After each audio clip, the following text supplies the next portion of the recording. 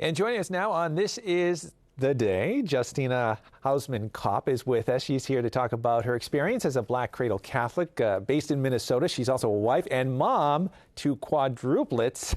Thank you so much for being with us, Justina. Thank you for having me. Maybe we could talk about that first off. The quads, tell us how old they are and what they are up to these days. So the quads just turned 4 in October. So they are very 4. The parents out there will understand exactly what that means. And they're mastering potty training. They are very into numbers and counting, and they're very excited to start preschool next year. That's great. You must have a busy household. Yes. If you because we got a quarantine puppy. I know. That's another factor as well. Yeah. We're interested in learning more about the Rend Your Hearts prayer that happened this past June. Maybe you could talk about that. How did that initiative get underway? So 2 of my Instagram friends, Letitia Adams and Kariana Frey, they together wrote this beautiful prayer and started this initiative to enter into sort of a season of like prayer and fasting to end the sin of racism within our church, and especially like in our country, and to just use what we know to be true as Catholics to root this out in our hearts and to root it out in our society. I know it's been several months too, but talk about your experience with it. How did that all work out, and what was it like for you and for your friends to have that experience doing this? Well, I was invited into it because I had started on my own personal Instagram account speaking out more about my experience as a Black Catholic woman in America.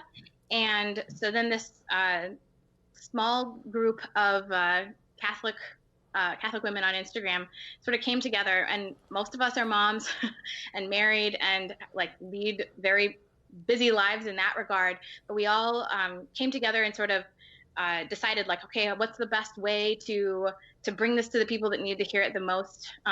And that's always sort of the struggle with these sorts of things, with these sorts of ministries, to get this in front of the people that need it the most, that might not necessarily seek it out or might outright ignore it. And so we decided to find Catholics from all sorts of different walks of life to be able to promote it on their own pages, and sharing like daily prayers so that people can keep it at the focus, because it is such a big topic. It's such a heavy topic, and it's really easy to like enter into despair. I know that I definitely did several times and still do, but it was really cool to see like a movement within that and to see just who joined in with that. And talk about this past year too, and how important it is to remain politically and prayerfully vigilant to injustices everywhere. What is your recommendation to people to do that? My recommendation is to keep going when it gets hard and uncomfortable. I think it was Pope Benedict who said that like we weren't made for comfort, we were made for greatness.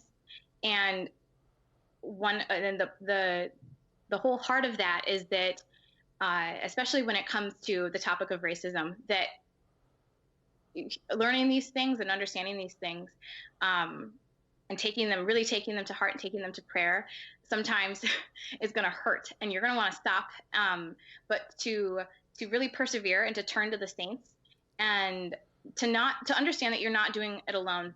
The beautiful thing is that this is a nationwide and I guess in a sense a global movement, and especially within like the Catholic Church, that the Catholic Church sort of has like a not so great history with racism, and so we all have work to do. You are not the only person that has work to do. We all do. There's no single person on this planet that is perfectly anti-racist, and so to keep going, to turn to saints that did this sort of work, like Saint Martin, and like Sister Thea Bowman, and Father Gus Tolton, to like turn to them and be like, hi, what can I do? What I can always be doing something more. And it doesn't have to be big. It doesn't have to be a huge, gigantic gesture. Sometimes it's just simply, taking it to prayer and working within your small sphere of influence. If that's like within the four walls of your home, great, but just keep going. And I know you post and keep people up to date too on Instagram. Where can people find out more about you, Justina? You can find me at Justina Kopp on Instagram. Okay, great. Well, thanks so much for speaking with us and talking with us. And it sounded like a beautiful prayer program and very important in this crazy 2020. But we thank you for being with us, and continued good luck with the four. And as you bring them up, that sounds like a wonderful household. Yes, it is. Thank you so much. Thanks, Justina.